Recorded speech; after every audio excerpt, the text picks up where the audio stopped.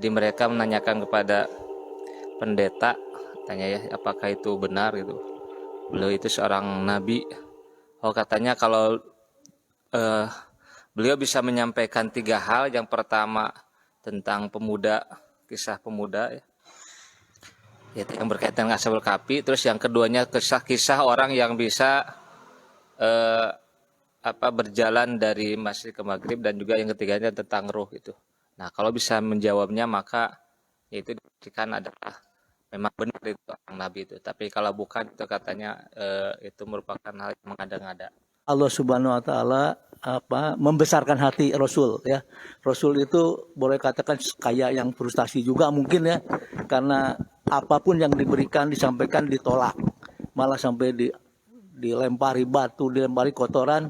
Mungkin demikian ya Pak ya. Jadi emangnya kamu kira, kata Nabi ini suruh ngomong gitu, cerita tentang para pemuda gua ini cuman itu yang menakjubkan dari Allah gitu, tentang apa ayat-ayat Allah.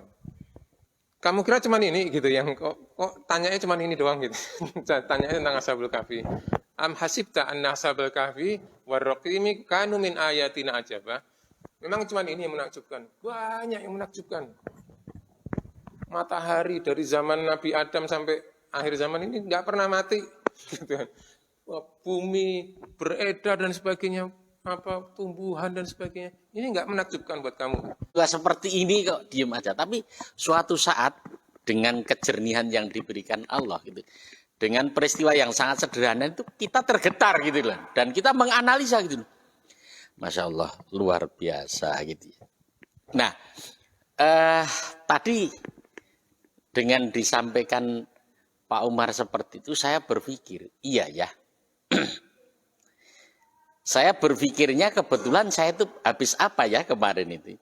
Itu kebetulan membaca tentang fenomena cermin. Bismillah, alhamdulillah. Wassalatu wassalamu ala rasulillah Muhammadin abdillah. Asyhadu an la ilaha illallah wa asyhadu anna Muhammadan abduhu wa rasuluh. Allahumma salli wa sallim ala nabiyil mursalin wa ala alihi wa sahbihi wa man tabi'ahu bi ihsan ila yaumiddin. Subhanallah, maha suci Allah subhanahu wa ta'ala. Alhamdulillah, pada saat ini kita masih diberikan kesempatan waktu, panjang umur, sehat walafiat, dan diberikan kekuatan iman dan Islam, sehingga kita tetap istiqomah menjalankan ibadah kepada Allah subhanahu wa ta'ala. Mudah-mudahan ibadah kita menjadi ibadah yang makbulah, mabrurah, diterima di hadapan Allah subhanahu wa ta'ala. Dan subhanallah, hari ini hari Sabtu adalah Sabtu yang terakhir di bulan Sa'ban. Sebentar lagi kita akan memasuki bulan Ramadan. Mudah-mudahan Allah berikan kesempatan kepada kita untuk bisa bertemu dengan Ramadan tahun ini. Amin ya Allah. Sehat walafiat. Amin ya Allah. Kemampuan untuk menjalankan ibadah, dan mudah-mudahan ibadah kita diterima di hadapan Allah subhanahu wa ta'ala. Amin ya Allah. Ya Allah ya Rabbal Alamin. Allahumma barik lana fi Rajab wa Sya'bana wa balighna Ramadana wa qina dzunubana wa hasil maqasidana. Amin ya Allah. Ya arhamar rahimin. Amin ya Allah ya Rabbal Alamin. Al-Mukarram Pak Ustaz, Bapak DKM yang saya hormati, Al-Mukarram Bapak Haji Ari, Bapak Ibu sekalian, para sesepuh jamaah Masjid Al-Abrar yang saya hormati, insyaallah dimuliakan. Alhamdulillah, kita akan melanjutkan kajian tafsir masih surah Al-Kahfi dari mulai ayat 6. A'udzu billahi minasy syaithanir rajim. Bismillahirrahmanirrahim. Fal'allaka bakhirun nafsaka ala azarihim illam yu'minu bihadzal hadisi asafa. Inna ja'alna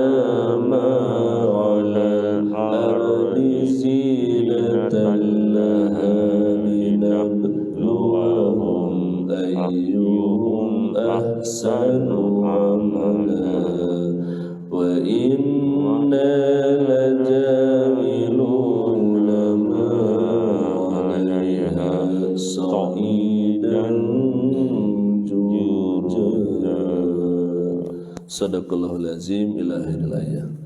Bismillahirrahmanirrahim. Wallahu a'lam bil muradi. Wallahu a'lam bissawab. Fala'allaka, maka barangkali engkau, yaitu khitabnya kepada Nabi Muhammad sallallahu alaihi wasallam, bakhiun bimakna halaka qatala, membunuh atau membinasakan ataupun mencelakakan.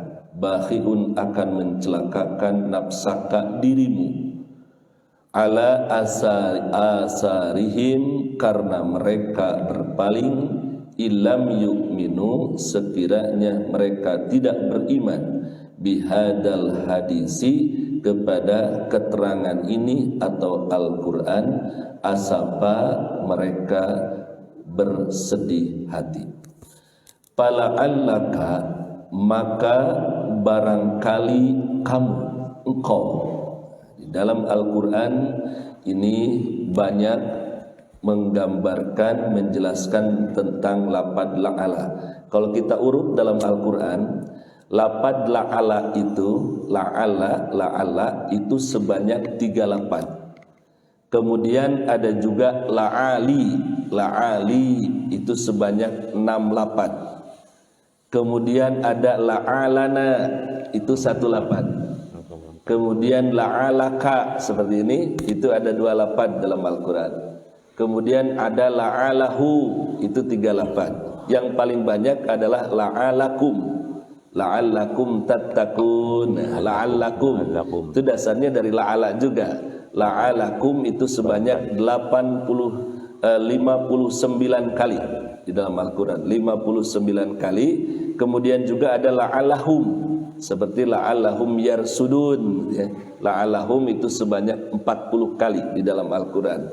Nah, salah satu makna dari la'ala adalah bisa jadi atau barangkali. Maka di sini fala'allaka, maka barangkali kamu, wahai Muhammad. Nah, ayat ini merupakan satu hal yang disampaikan oleh Allah Subhanahu wa taala untuk menghibur kepada Rasulullah setelah beliau menyampaikan peringatan-peringatan kepada mereka atau kepada orang-orang yang tidak beriman tentang peringatan azab yang begitu dahsyat, menyampaikan kabar gembira kepada orang yang beriman kepada Allah, dan yang paling esensi adalah Rasulullah SAW menyampaikan atas petunjuk dari Allah bahwa Allah itu tidak memiliki anak. Ya, tidak memiliki anak atau tidak mengambil anak, karena mereka orang-orang kufur itu beranggapan bahwa Allah punya anak, salah satunya adalah malaikat. Dianggapnya malaikat itu adalah anaknya Allah. Kemudian ada Ujair, ya, putranya Allah. Ada Isa, ya, Al-Masih, putranya Allah. Nah, anggapan itu semua adalah sesuatu yang sangat salah, kemudian yang sangat sesat, jauh dari ketentuan dari Allah Subhanahu wa taala, sehingga Rasulullah menyampaikan wa yunzirul ladzina qalu takhadallahu walada, atas petunjuk dari Allah Subhanahu wa taala. Tetapi apa yang terjadi ketika mereka disampaikan kepada mereka tentang ayat-ayat Allah dari Al-Qur'anul Karim, tetapi mereka senantiasa kaburat kalimatan tahruju min afwahihim. Mereka menolak semuanya, apapun yang disampaikan oleh Rasulullah dari Al-Qur'an tersebut. Ya, malahan mereka mengatakan kaziba, bohong apa yang disampaikan oleh Rasulullah. Nah, dengan ejekan, dengan penolakan dari orang-orang yang tidak beriman atau orang kafir tersebut, maka Allah Subhanahu wa taala menyampaikan kepada Kangjeng Nabi, hitamnya adalah fala'allaka, maka barangkali kamu, ya, engkau wahai Muhammad. Ini memang Bapak Ibu sekalian, kalau bahasa kita manusiawi, ya, ketika kita menyampaikan kebenaran, ketika kita menyampaikan ayat-ayat Allah, ada orang yang tidak menerima kebenaran yang hakiki, ada orang yang menolak ayat-ayat Allah, maka bisa jadi dalam di hati kita itu ada rasa sedih hati, bisa jadi melakukan bakhiun nafsaka, ya, membinasakan dirimu, membunuh dirimu, mencelakakan dirimu gitu. Kenapa? Karena kesedihan melihat mereka menolak kepada apapun yang telah disampaikan dari Al-Qur'anul Karim. Maka memang banyak sekali kalau kita munasabahkan dengan ayat-ayat yang lain, seperti Allah menyampaikan la tazhab nafsaka, jangan kau bunuh dirimu. Kemudian wala la tahjan, jangan kau bersedih hati, dan sebagainya. Termasuk dalam ayat ini, maka barangkali engkau bakhiun, bimana halaka qatala, bimana membunuh, akan membinasakan ataupun akan mencelakakan nafsaka, dirimu, setelah mereka menolak kepada apa yang disampaikan olehmu. Asarihim, kenapa bakhiun nafsaka ala asarihim, yaitu ba'duhum ay bimakna tawalli ba'da tawallihum, yaitu setelah mereka menolak kepada apa yang telah disampaikan oleh Rasulullah, mereka berpaling kepada apa yang telah disampaikan oleh Rasulullah dari Al-Qur'an. Illam yu'minu, sekiranya mereka tidak beriman, bihadal hadisi asapa, kepada keterangan ini, ataupun kepada Al-Quran, asapa, bersedih hati. Jadi bahasa lughahnya adalah maka barangkali kamu bersedih hati, ya, sehingga kamu akan melakukan bakhiun nafsaka. Kenapa? Karena mereka berpaling dari apa yang telah disampaikan olehmu. Jadi harapan mereka itu beriman kepada apa yang disampaikan oleh Rasulullah, tapi kenyataannya mereka tidak beriman kepada apa yang disampaikan oleh Rasulullah dari Al-Quran. Malahan mereka senantiasa menolak dan menyampaikan iyaquluna illa kaziba, bahwa tidak ada perkataan kecuali kebohongan. Maka dari situlah dengan harapan mereka itu beriman, tapi kenyataan tidak beriman, malahan menolak. Maka disitulah Allah Subhanahu wa Ta'ala, kalau bahasa Sunda mah ngabeberapa, menyampaikan kepada Rasulullah agar supaya intinya dengan pala alaka itu dipastikan Rasulullah tidak akan bakhiun nafsaka, tidak akan membinasakan dirimu sendiri, tidak akan membunuh dirimu, mencelakakan dirimu. Tetapi pala alaka itu barangkali bisa jadi kamu, dan sebagainya. Nah, inilah menggambarkan amnya bagi kita semua hitamnya. Ketika kita menyampaikan dakwah, ketika kita mengajak kepada mereka agar mereka beriman, akan mereka berbondong-bondong dan sebagainya. Tapi kenyataannya ternyata masih banyak orang yang berpaling, tidak mau melangkahkan dan sebagainya. Ya, kalau bahasa singkat mah kedah sabar gitu ya. Menjalani, menyampaikan itu semua. Jangan sampai putus asa, jangan sampai ada asapa bersedih hati, apalagi bakhiun nafsaka, karena berpalingnya mereka dari apa yang telah disampaikan. Inna ja'alna, setelah Allah Subhanahu wa Ta'ala menyampaikan dengan lafaz fala'allaka, yaitu menyampaikan kepada Rasulullah langsung hitabnya tentang bahwa jangan sampai bakhiun nafsaka dan bersedih hati, maka Allah menjelaskan tanda-tanda ayat kauniyah. Ya, ayat kauniyah atau ayat yang terjadi di alam bumi alam ini dengan kalimat inna ja'alna, sesungguhnya kami telah menjadikan ma'alal ardi, apa yang ada di atas bumi ini. Ya, jadi setelah Allah menyampaikan pala alaka, maka Allah menjelaskan lagi kebesaran dan kekuasaan Allah. Kami lihatlah telah menjadikan apa yang ada di muka bumi ini.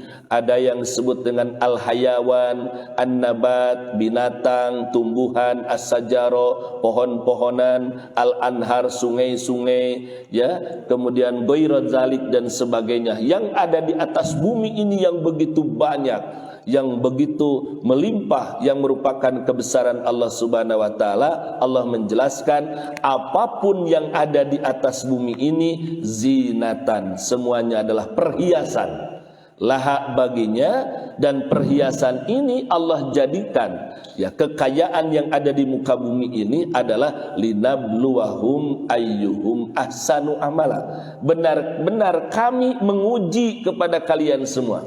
Jadi dengan apa yang ma'alal ardi ini, dengan apa yang ada di bumi ini, dengan binatang, tumbuhan, pohon-pohonan, sungai dan segala SDA, sumber daya alam yang ada di bumi tabumi ini merupakan perhiasan bagi manusia. Untuk apa? Allah menguji kalian semua, ayyuhum ahsanu amala. Siapakah di antara kalian semua yang ahsanu amala, amalnya yang paling baik di hadapan Allah Subhanahu wa taala. Jadi artinya dengan fasilitas yang Allah berikan yang begitu banyak, yang begitu besar, yang tidak akan terhitung oleh kalian semua, fasilitas kenikmatan yang ma'alal ardi di muka bumi ini sebagai perhiasan adalah siapakah dengan fasilitas kenikmatan anugerah rizki yang telah Allah berikan itu yang paling banyak amalnya, ahsanu amala. Ini memberikan gambaran, menjelaskan kepada kita bahwa dengan apapun kenikmatan yang Allah berikan kepada kita, jadikanlah adalah sebagai amal yang terbaik di hadapan Allah Subhanahu wa taala. Wa inna lajailuna, dan sesungguhnya kami benar-benar menjadikan ma'alaiha, apa yang ada di atas bumi ini, so'idan, yaitu menjadikan tanah yang jurujan yang kering, tanah yang tandus lagi kering. Artinya bahwa perhiasan-perhiasan di alam dunia ini merupakan anugerah dari Allah, perhiasan bagi kalian semua agar kalian menjadi orang-orang yang ahsanu amala, yang beramal yang sangat baik. Tetapi di sisi lain buat Allah yang maha kuasa bisa jadi menjadikan apa yang di muka bumi, ada di muka bumi ini, di bumi ini adalah semuanya so'idan juruja, yaitu tanah yang tandus, yang kering, yang tidak bisa tumbuh. Apapun yang ada di muka bumi ini gampang bagi Allah, tidak ada yang sulit. Nah, ini menggambarkan bahwa Allah lah yang telah menjadikan perhiasan itu, dan Allah pun menguji dengan so'idan juruja. Am hasibta. Nah, baru setelah itu Allah menjelaskan, subhanallah, kemarin sampaikan juga oleh Pak Ustadz, ya, muqaddimah dulu Allah menjelaskan dengan Allahnya sendiri, dengan alhamdulillah sebagai pujian qadim alal qadim, kemudian menyampaikan hambanya yaitu Nabi Muhammad SAW, kemudian menyampaikan Alkitab yaitu Al-Quran, kemudian disampaikan peringatan itu, kemudian Allah menjelaskan tentang kebesaran dan kekuasaannya telah menjadikan perhiasan di muka bumi ini.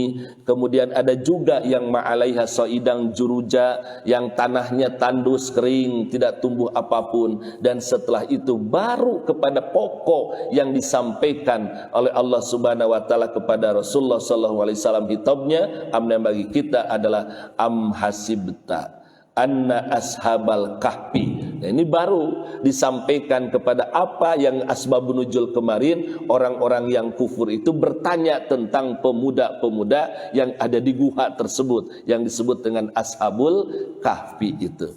Am hasibta, ataukah hasibta kamu, donanta, yaitu mengira, anna ashabal kahfi, sesungguhnya orang-orang yang mendiami guha, ya, ashabul kahfi yang mendiami, pemuda-pemuda yang mendiami guha tersebut, warrokim, dan rokim. Rokim itu adalah al-lauhul maktub, yaitu lempengan-lempengan, salah satu maknanya adalah lempengan-lempengan batu yang ada dan berada di guha rajib tersebut, yang tertulis nama-nama ashabul kahfi tersebut dengan nasabiahnya, ya, dengan urutan-urutannya.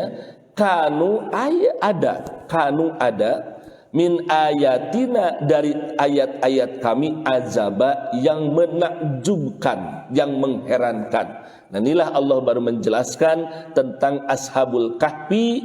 Ashabul kahfi yang merupakan orang-orang yang mendiami atau orang-orang yang berada di dalam guha tersebut, dan juga warrakim. Rakim itu adalah lempengan batu yang ada tulisan tentang pemuda-pemuda yang ada di guha tersebut dengan nasabiahnya. Ini semua adalah jami'u, ini semua adalah tanda-tanda kebesaran Allah yang ajaba, yang menakjubkan. Jadi ajaba itu khobar kana, ya, khobar kana, jadi yang menakjubkan. Iz awal fitnatu, ingatlah. Nah, ini menggunakan iz lagi. Jadi kaidahnya id itu adalah sesuatu yang telah terjadi kemudian harus diingat lagi. Ingatlah ketika, itu iz ya. Awal fitnatu, awal yaitu ketika mencari perlindungan, tempat tinggal atau perlindungan. Siapa al-fityatu ilal kahfi, yaitu al-fityatu. Al-fityatu ini jamak taksir dari fata ya. Jadi ini pemuda-pemuda ilal kahfi yang ke dalam guha. Faqalu, maka mereka berkata. Jadi ingatlah ketika para pemuda-pemuda tersebut ya yang berlindung ilal kahfi di dalam guha. Mereka memunajat, berdoa kepada Allah. Faqalu rabbana, ya Tuhan kami, atina, berikanlah kepada kami, min ladunka, dari sisimu ya Allah, rahmatan, rahmat, kasih sayang. Jadi ini doa ashabul kahfi, memohon kepada Allah untuk mendapatkan perlindungan dari kejaran-kejaran pemimpin, orang-orang yang zolim, yang senantiasa mewajibkan untuk menyembah kepada berhala karena tidak ingin akidahnya rusak, tidak ingin tergoda ibadahnya. Maka beliau ashabul kahfi memohon perlindungan kepada Allah dengan salah satu doanya adalah Rabbana atina min ladunka, ya Allah ya Tuhan kami, berikanlah kepada kami dari sisimu rahmatan, rahmat, wahayyi, dan sempurnakanlah dan perbaikilah dan sempurnakanlah lana, bagi kami, min amrina, dari segala urusan-urusan kami, rosada bermakna hidayah, petunjuk. Jadi sempurnakanlah petunjuk bagi kami gitu. Sempurnakanlah hidayah bagi kami ya Allah dari segala urusan yang kami hadapi. Inilah Bapak Ibu sekalian baru memasuki pokok ya, esensi dari ashabul kahfi ini, yang di asbabul nuzulnya yang dipertanyakan oleh mereka orang-orang kufur kepada Rasulullah sallallahu alaihi wasallam. Nah, inilah Bapak Ibu sekalian dari ayat yang ke-6 sampai ayat yang ke-10 yang baru disampaikan oleh Allah tentang ashabul kahfi, diawali dengan doa beliau, doa ashabul kahfi, Rabbana atina min ladunka rahmatan wa hayyi lana min amrina rasada. Demikian Bapak Ibu sekalian, wallahu a'lam bil murad. Terima kasih. Sama-sama Pak Haji. Demikian Bapak dan Ibu apa yang disampaikan Pak Ustaz tadi dari ayat ke-6 sampai ayat ke-10. Dari ayat 6 peringatan Rasulullah itu tidak diterima oleh dan artinya ditolak oleh orang-orang kafir yang tidak beriman. Tapi Allah dalam wahyunya mengatakan jangan bersedih ya. Jangan bersedih pada Rasulullah karena tidak ditolak oleh orang-orang yang tidak beriman itu. Selanjutnya dalam ayat ke-7 itu, sesungguhnya kami telah menjadikan apa yang di atas bumi ini perhiasan baginya. Jadi Allah menciptakan bumi dengan segala macam fasilitas yang ada di atasnya, yang disampaikan Pak Ustadz, SDA, sumber daya alam, yang sangat bermanfaat bagi kehidupan manusia, tapi sekaligus merupakan ujian bagi manusia untuk mengelolanya. Bahkan Allah juga bisa sesungguhnya dengan kekuasaannya bisa bikin gersang bumi ini apabila tidak bersyukur, bertawakal kepada Allah Subhanahu wa taala. Dan pada ayat ke-9 dan 10 baru masuk esensinya, itu bagaimana seorang pemuda yang masuk ke dalam gua kahfi itu diberi suatu keistimewaan oleh Allah Subhanahu wa taala, dan bahkan di sini ditidurkan selama 309 tahun ya Ustaz. Saya kira itu intinya daripada ayat ke-6 sampai ayat ke-10. Karena itu kepada Bapak-bapak yang ingin menyampaikan pertanyaan dipersiapkan. Satu Pak Wawan.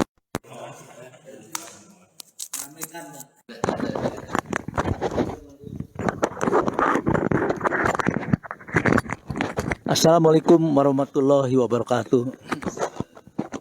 Pak Ustadz ya, tadi di ayat 6 ini Allah Subhanahu wa taala membesarkan hati Rasul ya. Rasul itu boleh katakan kayak yang frustasi juga mungkin ya, karena apapun yang diberikan disampaikan ditolak, malah sampai dilempari batu, dilempari kotoran, mungkin demikian ya Pak ya. Jadi Allah di ayat 6 itu menceritakan situasi Rasul. Nah, kalau saya lihat ada kesamaan Pak ya antara para pemuda yang penghuni gua itu dengan Rasul. Kesamaan, jadi mungkin cerita Al-Kahfi ini memang untuk membesarkan si Rasulullah. Karena nasib para pemuda yang 6 orang ini itu sama. Dia itu di lingkungannya itu dikejar-kejar karena mencapai kebenaran. Di lingkungan kerajaan itu ya Pak ya. Kalau tidak salah ya, mereka pun dikejar-kejar frustasi sampai mau dibunuh. Mereka pun melarikan diri itu karena mau ternyata pada ujungnya akhirnya Allah selamatkan, ditidurkan, dan akhirnya happy ending ya. Nah mungkin cerita ini sengaja diberikan ke Rasul ya. Ini lihat ini cerita yang sejenis ya, peristiwa yang sejenis yang beriman pada Allah, ternyata ujungnya Allah selamatkan. Walaupun mungkin itu gimana Pak? Demikian. Assalamualaikum.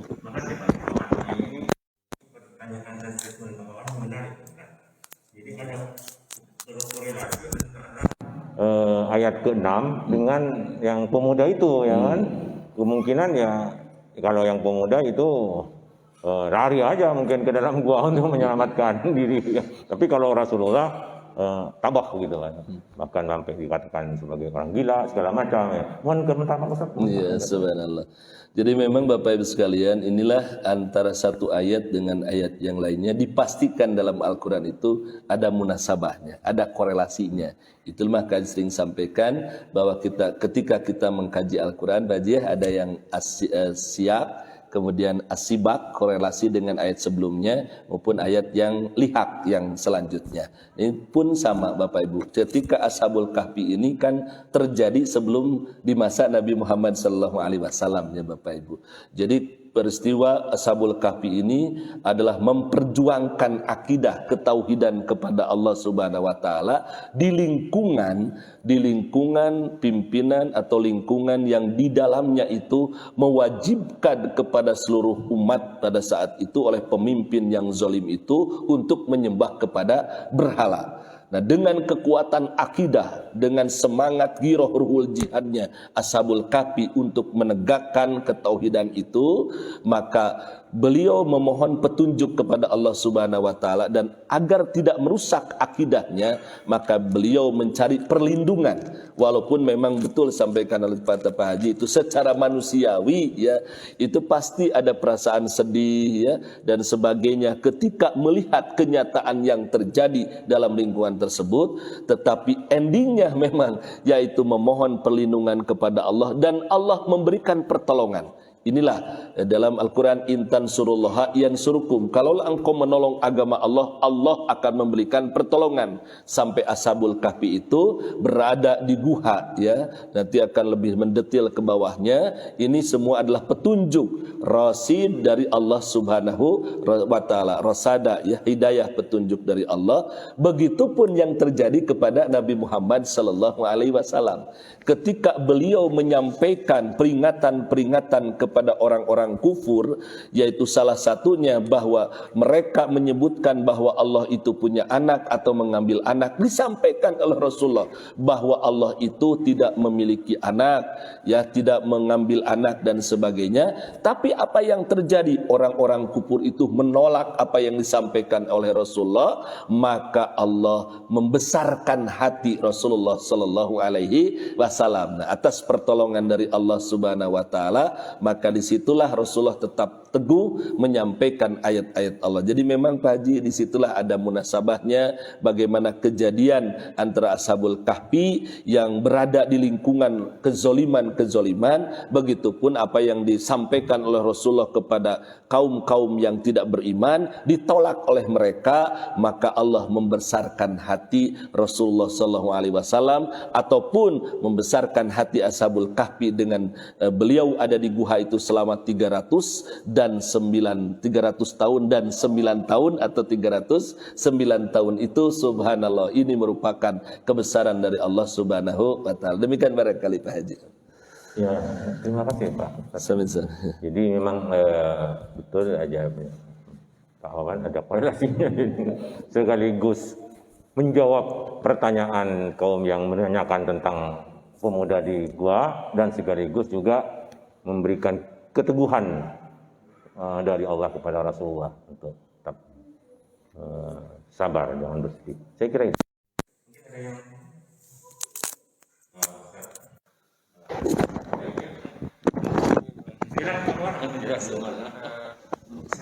Terima kasih. Jadi memang ini yang ditanyakan Pak Wawan dan juga ayat ini juga sering disalahartikan ya, artinya dijadikan bahan untuk mengolok-olok Nabi ya, artinya kan satu ayat itu coba kalau ngelihat di terjemahan itu kan seolah-olah Nabi pengen bunuh diri gitu. Fala'allaka bakhi'un nafsak gitu. Padahal kan ini itu menunjukkan betapa Nabi itu sangat kasih sayangnya sama semua manusia, tidak hanya pada yang sudah mukmin aja, yang sudah beriman aja, tapi kepada semua manusia, sehingga pengen semua manusia itu selamat gitu. Seperti di surat At-Taubah ya, At-Taubah yang ayat-ayat terakhir itu, laqad ja'akum rasulun min anfusikum azizun 'alaihi ma anittum. Telah datang kepadamu seorang rasul dari kaummu yang sungguh sangat berat, azizun 'alaihi ma, apa yang akan menimpa engkau, menimpa kalian. Kalian itu semua, bukan cuman harisun alaikum bil mu'minina raufur rahim. Baru setelah menyampaikan bahwa Rasulullah itu sangat sedih, sangat berat baginya melihat orang lain susah. Ini berkebalikan sama yang kemarin diceritakan Pak Aris, wartawan itu senang lihat orang susah lihat orang senang gitu. Ini Rasulullah tuh pengen dari saking cintanya itu pengen semua itu selamat. Baru setelah itu bil mu'minina raufur rahim. Pada orang mukmin raufur rahim. Nah, jadi ini juga menunjukkan bahwa Rasulullah itu sangat sedih kalau orang itu nggak mengikuti ajakannya, karena Rasulullah tahu kalau ini bakal celaka kalau nggak ngikutin itu. Jadi sedihnya karena itu, sangat sedihnya karena itu. Nah, Nah, dijelaskan kenapa mereka nggak mau ngikutin itu. Di ayat berikutnya baru dijelasin bahwa yang menyebabkan mereka tidak mengikuti itu karena kepentingan dunia, urusan dunia. Memang dunia ini dihias, begitu banyak hiasannya sehingga mengecoh banyakkan manusia, sehingga ya walaupun percaya pun karena kepentingan dunia, karena godaan dan sebagainya, jadi nggak ngikutin gitu. Itu kan kata Nabi itu. Ada satu hadis yang cukup terkenal bahwa sungguh aku tidak takut umatku akan menyekutukan Allah setelahku, tapi sungguh aku takut karena kepentingan dunia, berebut masalah dunia, kecintaan kalian pada dunia, maka kalian akan saling bunuh, saling bertengkar dan sebagainya. Jadi memang hubud dunia ini ra'sul syar gitu ya, pangkalnya kejahatan itu karena kecintaan yang berlebihan kepada dunia. Nah, ini di sini disebutkan inna ja'alna ma'alal ardi zinatan laha. Memang dihiasi sedemikian rupa dunia ini untuk apa? Linabluwahum ayyuhum ahsanu amala. Untuk menguji, memang ujian ini dunia ini. Seperti orang lihat yang sering dicontohkan itu patung penunjuk jalan misalnya gitu, dari Jakarta ke Bandung. Patung itu dihiasi sedemikian rupa dengan emas, dengan ini. Nah, mestinya kan kita melihat patung penunjuk jalan itu, kan melihat petunjuknya, oh ini jalan ke sana gitu. Bukan asik ngeliatin, wah ini tangannya luar biasa, ini emasnya hebat dan sebagainya. Tapi asik di situ nggak mau pergi. Padahal tujuannya mau ke Bandung, itu tujuannya untuk itu. Nah itu memang ujian gitu. Jadi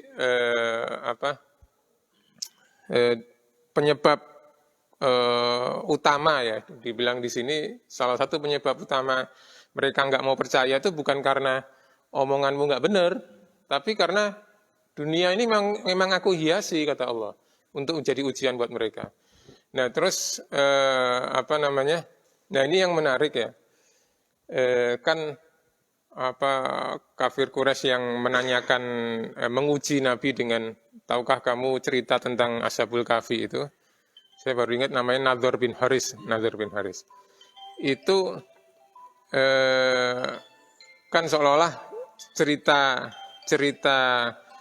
para pemuda di gua ini kan suatu cerita yang luar biasa gitu. Sehingga tahu nggak dia gitu kan tentang cerita itu gitu. Nah, di sini malah ditantang sama Allah. Disuruh Nabi nantang ke am hasibta anna ashabal kahfi wa raqim kanu min ayatina ajaba. Emangnya kamu kira, kata Nabi ini suruh ngomong gitu. Cerita tentang para pemuda gua ini cuman itu yang menakjubkan dari Allah gitu. Tentang ayat-ayat Allah. Kamu kira cuman ini gitu yang kok tanyanya cuman ini doang gitu. Tanyanya tentang ashabul kahfi.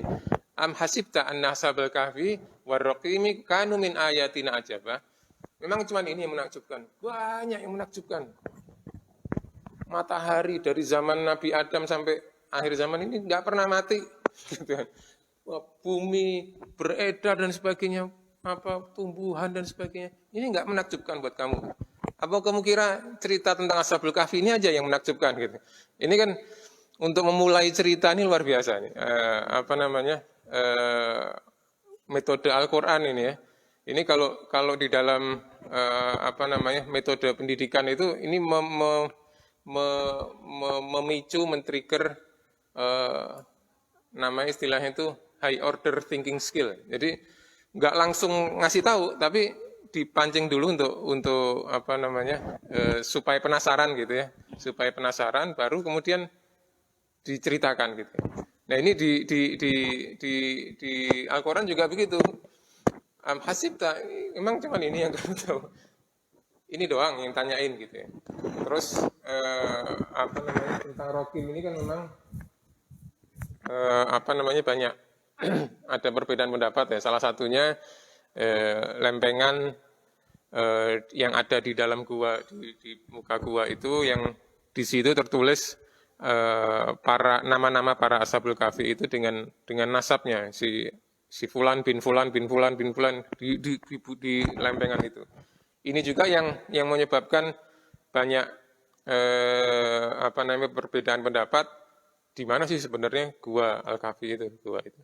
Ada yang paling banyak mengatakan itu di dekat Aman, Yordan. Tapi ada yang mengatakan itu di Turki, ada yang mengatakan di banyak tempat yang lain. Tapi alhasil itu nggak terlalu penting. Al-Quran nggak menunjukkan di mana tempatnya, kapan, siapa, ya. Pada masa raja siapa juga banyak perbedaan pendapat. Rokim ini juga beda pendapat juga. Ada yang mengatakan itu lempengan, ada yang mengatakan Rokim ini dikaitkan dengan cerita yang ada di Sahih Bukhari itu tentang 3 orang penghuni gua yang kemudian guanya tertutup pintunya. Kemudian satu orang mengatakan bertawasul pada amal perbuatan dia, misalnya ya Allah, aku telah berbuat ini, maka dengan perbuatanku itu menolak ajakan zina yang pertama. Terus kemudian yang kedua itu dia tuh berbuat baik. Ada satu pegawainya yang kabur gitu, padahal gajinya belum dibayarkan. Terus gaji yang belum dibayarkan itu dibelikan domba sama dia, dan domba itu beranak pinak sampai banyak. si pegawai yang dipecat apa namanya itu balik lagi, dan kemudian domba yang sudah banyak ini dikasihin ke pegawai yang hilang itu. Nah, itu kebaikan yang besar. Dengan kebaikan itu aku mohon supaya bukakan pintu di gua ini. Dan satu lagi orang yang biru walidain, orang tua. Nah, Rokim ini ada yang mengatakan itu kaitannya ketiga penghuni gua itu. Jadi bermacam-macam. Alhasil Allah menantang orang yang bertanya ini, dan mungkin kita semua juga, bahwa kisah tentang Ashabul Kahfi ini bukan satu-satunya keajaiban dari Allah Subhanahu wa taala, masih banyak yang lain. Nah, baru setelah itu mengisahkan, memulai kisahnya dengan bahwa para pemuda itu ketika di dalam gua memulai cerita ini dengan memohon pertolongan dari Allah Subhanahu wa taala untuk mendapatkan rahmat. Ya. Miladungka itu kan dari sisi Allah rahmat. Kita bisa bayangkan, kita kalau ke rumah Pak Arif misalnya, saya bisa bayangkan kira-kira suguhannya apa ya. Kalau kita misalnya ke rumah Pak Wali Kota misalnya, kita bisa bayangkan pasti ininya beda gitu. Gubernur mungkin beda, presiden beda. Ini kita minta suguhan dari Allah, pasti kan sesuatu yang istimewa gitu. Miladungka rahmatan wa hayyi' lana min amrina rasyada. Jadi berharap suguhan dari Allah Subhanahu wa taala sesuatu yang tolong aku nih, aku butuh sesuatu yang luar biasa gitu. Dan menariknya, sesuatu yang luar biasa itu bukan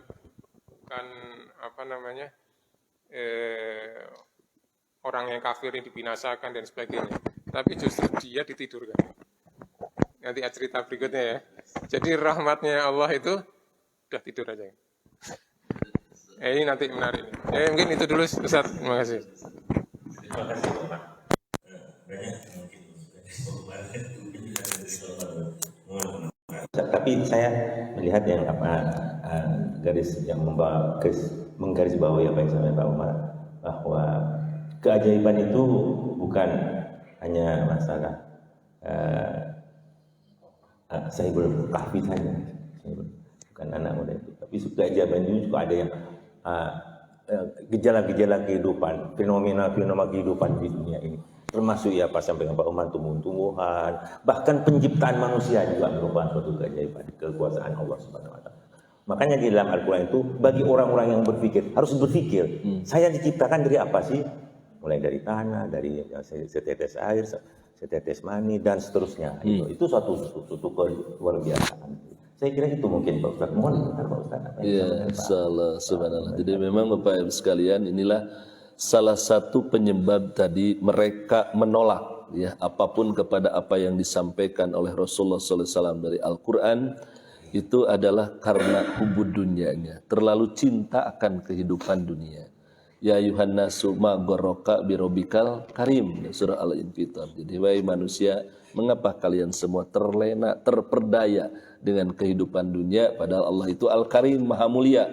Alladzi khalaqaka fasawwaka fa'adalak bi ais surati masya'arqabak. Jadi Allah itu telah menciptakanmu, telah menyempurnakan, menyeimbangkan dan bentuk kalian semua. Fasilitas Allah berikan sebagai perhiasan bagi kalian semua di dunia ini. Dan inilah karena mereka terliput dengan dunia, terlalu hubud dunia, maka tertutuplah mata hatinya untuk mendapatkan kebaikan dari Allah Subhanahu wa taala, sehingga apapun yang disampaikan oleh Rasulullah itu mereka tolak ya, bukan yang disampaikan oleh Rasulullah itu tidak benar, tetapi mereka menolak kebenaran itu karena sudah terliput dengan urusan dunia.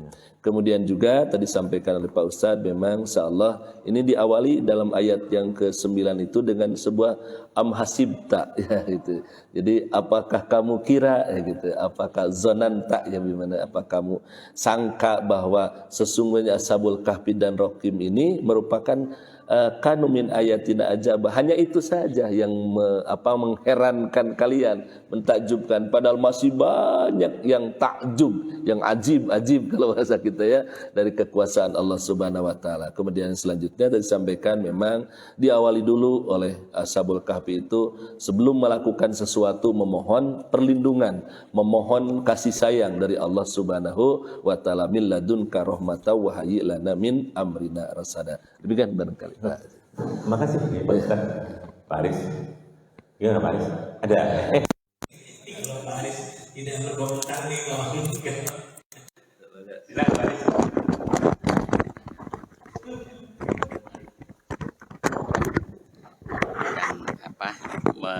Menambahkan ya, komentar yang disampaikan Pak Umar tadi, bahwa kamu kira cerita yang menarik itu hanya ini ya, Ashabul Kahfi.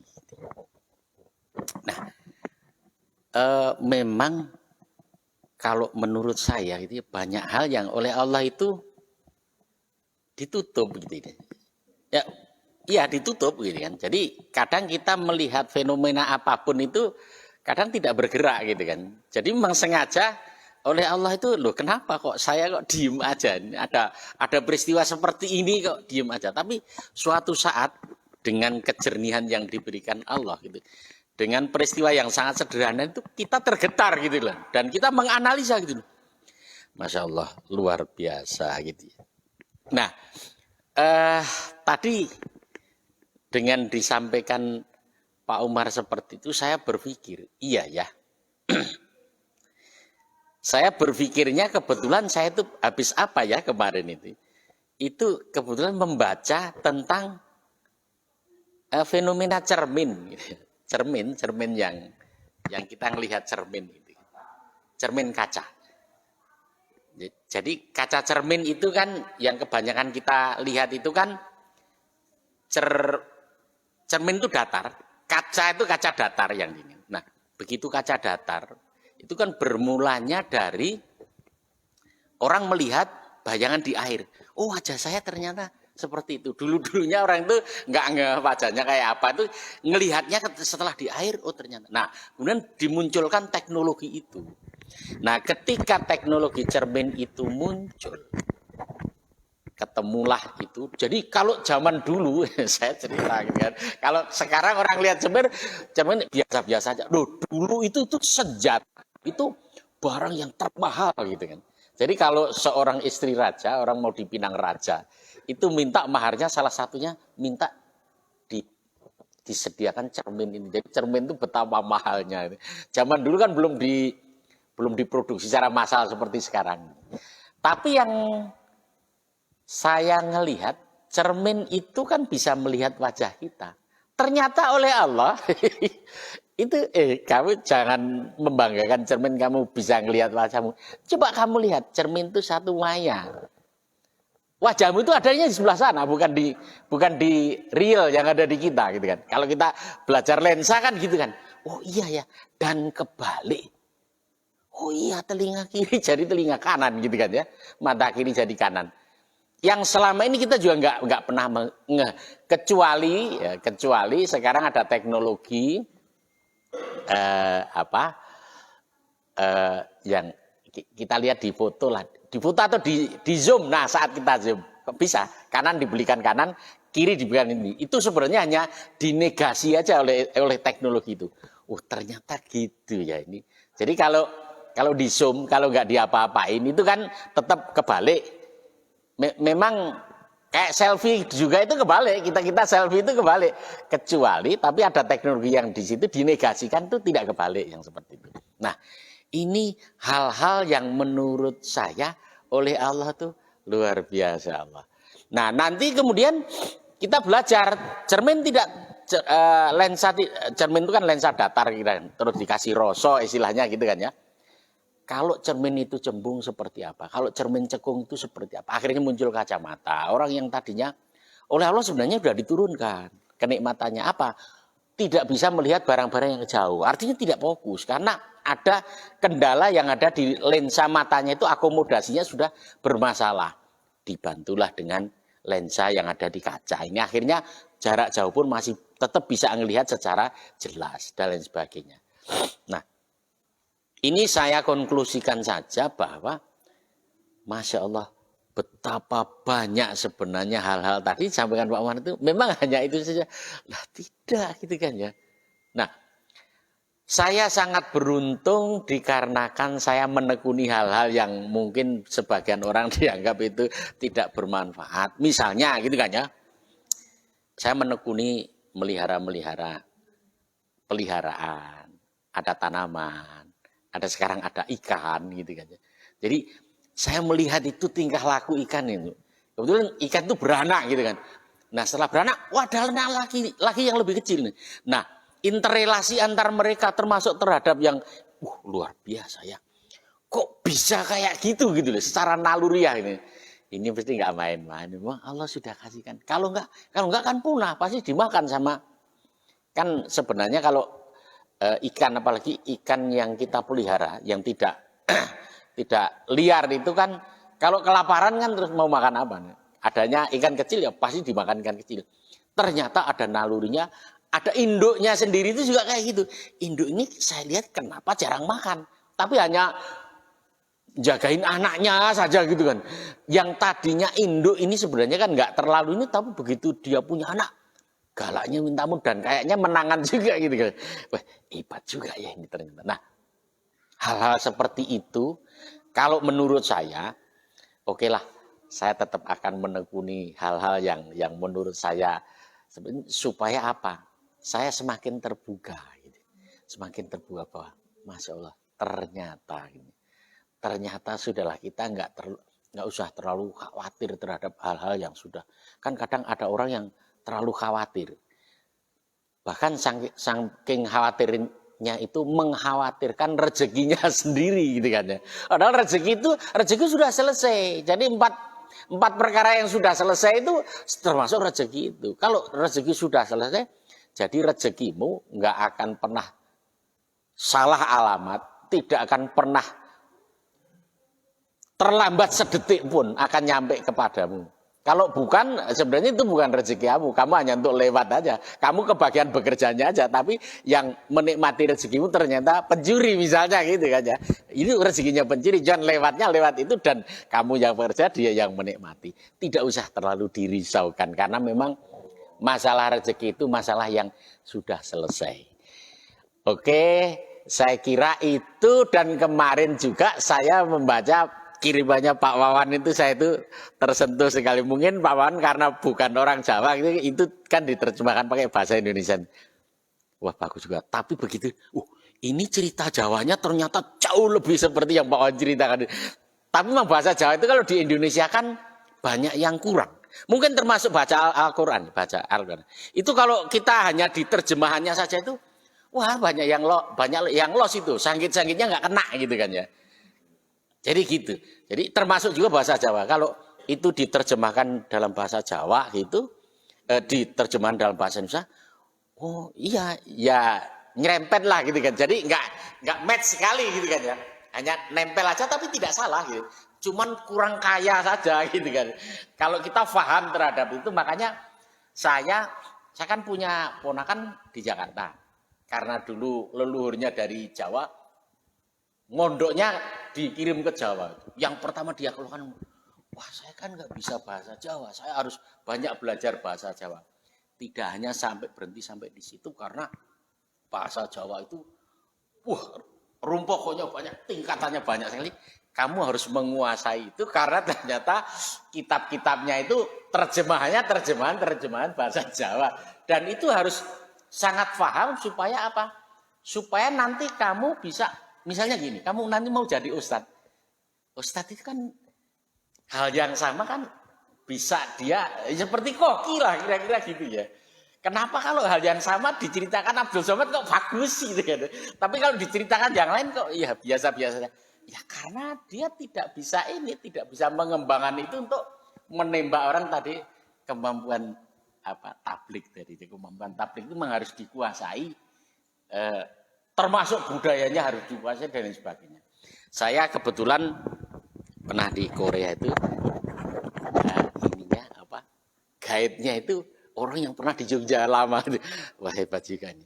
Jadi karena mungkin ada orang yang punya kemampuan kayak gitu, bukan orang Indonesia, tapi belajar bahasa Indonesia dan budaya Indonesia sampai dia sangat paham. Terus cerita-cerita lucunya itu gila juga ini. Itu saja mungkin dari saya, komentar saya. Makasih. Apa yang saudara ceritakan di situ pada intinya bagaimana semua fenomena alam itu kehendak Allah Subhanahu wa taala. Termasuk apa tumbuh-tumbuhan, peliharaannya Pak Aris itu ikan-ikan itu ya kan? Semua itu tidak terlepas dari kendali Allah. Bahkan semut-semut di anu juga dalam kendali Allah ya. Termasuk apa yang disampaikan Pak Aris, rezeki yang sudah selesai katanya, sudah finish. Itu sudah ada di dalam Lauhul Mahfuz. Mungkin ya Ustaz, hanya manusia mencari ya mencari gitu, berusaha untuk mencapainya. Saya kira itu mungkin Ustaz. Mohon komentar Pak Ustaz. Iya, insyaallah. Jadi memang Bapak Ibu sekalian, kalau kita tapakuri apapun, tapakuri fi khalqillah, mentapakuri ciptaan Allah Subhanahu wa taala, pasti kita akan menyatakan ajib, menakjubkan. Disampaikan oleh Pak Haji Aris dari kaca saja ya, bagaimana akan takjubnya ya. Kemudian terjadi pergeseran dan sebagainya, kemudian dari tumbuhan, ikan dan sebagainya. Ini semua memang kalau ditapakuri oleh setiap kita, selain akan takjub, kita mengherankan kekuasaan Allah, dan insya Allah ini akan menjadi petunjuk bagi kita untuk semakin dekat kepada Allah Subhanahu wa taala. Gitu barangkali Pak Haji, insya Allah. Terima kasih Pak Ustaz. Sama-sama. Ini sudah tidak ada. Boleh Pak Hendra ada? Oh boleh. 5 menit masih ada.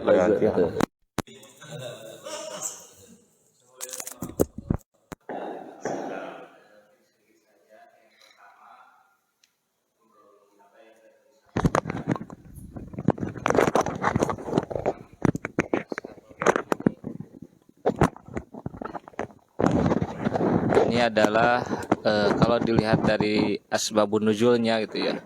Ini merupakan pertanyaan dari orang-orang kafir Quraisy tentang mempertanyakan tentang kenabian Rasulullah gitu.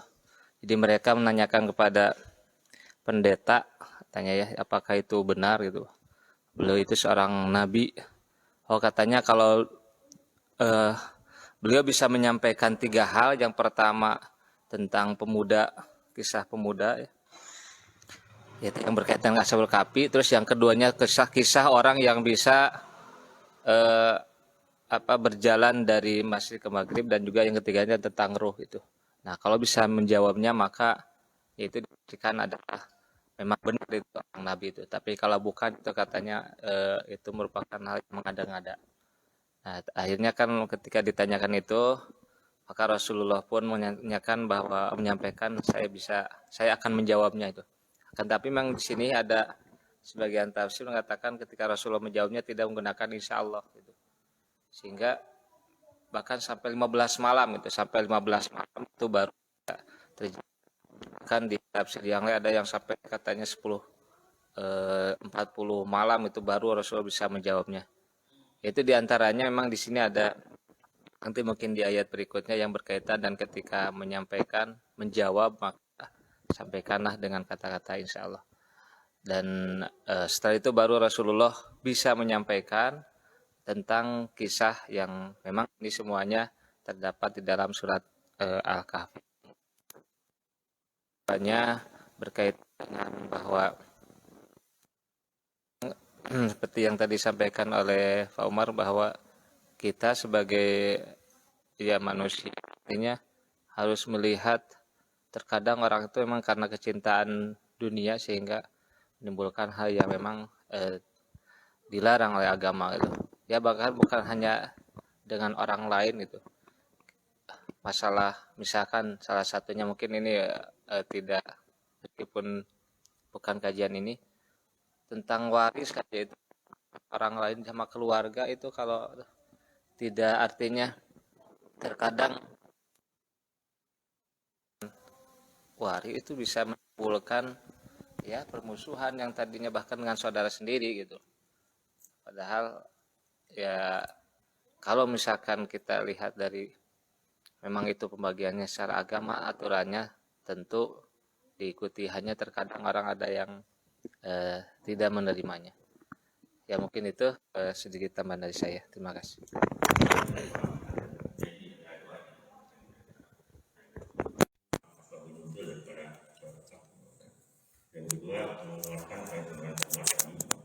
Itu cinta kepada dunia memang kita harus cinta, artinya karena memang disuruh mencari karunia di atas bumi ini.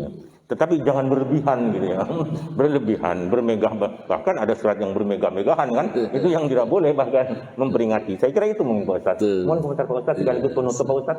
Ya memang Pak sekalian, inilah dengan disampaikannya oleh Rasulullah SAW wahyu dari Allah kepada mereka orang-orang kafir yang mempertanyakan itu sebagai asbabun nuzul, bahwa ini merupakan bukti nyata, bukti yang jelas bahwa Rasulullah itu adalah utusan Allah Subhanahu wa Ta'ala. Karena memang menganggap kalau Rasulullah tidak bisa menjawab, berarti Rasul itu mengada-ngada dirinya sebagai Rasul. Ini barangkali Pak. Jadi dengan turunnya surah Al-Kahfi ini membuktikan bahwa Rasulullah itu benar Rasul utusan Allah Subhanahu wa Ta'ala. Demikian Pak. Terima kasih Pak Ustadz. Ini karena sudah waktunya, mohon maaf Ustadz, sudah 10 menit. Jadi demikianlah Bapak dan Ibu-Ibu apa yang disampaikan Pak Ustadz, dan hasil diskusi kita pada pagi hari ini menambah, dengan diskusi kita menambah menambah keyakinan